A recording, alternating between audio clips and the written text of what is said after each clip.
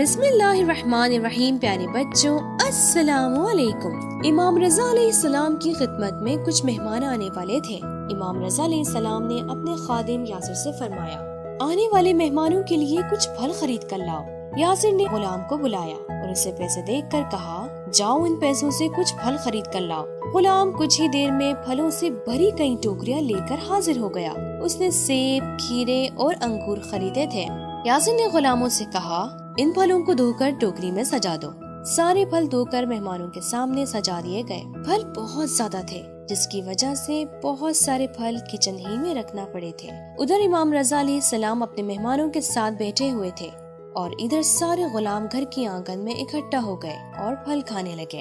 امام رضا علیہ السلام آنے والے مہمانوں کی مہمان نوازی کرنے میں لگ گئے تھے اور ان کے ساتھ باتیں کر رہے تھے۔ کچھ دیر بعد مہمانوں کے جانے کا وقت آ گیا اور سارے مہمانوں نے امام رضا علیہ السلام کا شکریہ ادا کیا اور چلے گئے۔ امام رضا علیہ السلام بھی مہمانوں کو رخصت کرنے کے لیے دروازے تک گئے۔ جب مہمانوں کو رخصت کر کے امام رضا علیہ السلام صحن میں پہنچے تو کیا دیکھا، بہت سارے پھل آدھے کھائے ہوئے بیچ آنگن میں پڑے ہیں۔ غلاموں نے بہت سارے پھل ضائع کر دیے تھے۔ انہوں نے ہر پھل سے تھوڑا تھوڑا کھا کر پھینک دیا تھا۔ ان میں سے کچھ پھلوں کو تو منہ ہی نہیں لگایا گیا تھا۔ امام رضا علیہ السلام یہ دیکھ کر بہت ناراض ہوئے۔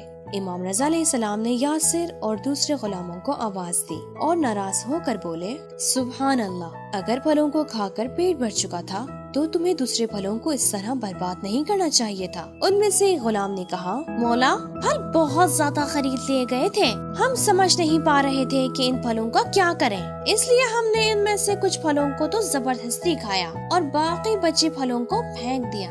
امام رضا علیہ السلام نے غصے سے ان کی طرف دیکھا اور فرمایا، اسراف کرنا اچھی بات نہیں ہے۔ اگر تمہیں ان پھلوں کی ضرورت نہیں تھی تو انہیں فقیروں کو دے دینا چاہیے تھا۔ اس شہر میں بہت سے ایسے فقیر ہیں جنہیں ان پھلوں کی ضرورت ہے۔ سبھی غلام اپنے کام پر شرمندہ ہوئے۔ اب وہ سمجھ گئے تھے کہ کسی بھی چیز کو اپنی ضرورت کے حساب سے خریدنا اور استعمال کرنا چاہیے، اور اگر کبھی کھانا یا پھل ضرورت سے زیادہ ہو تو نہ اسے برباد کرنا چاہیے اور نہ ہی پھینکنا چاہیے، بلکہ انہیں کسی فقیر کو دے دینا چاہیے۔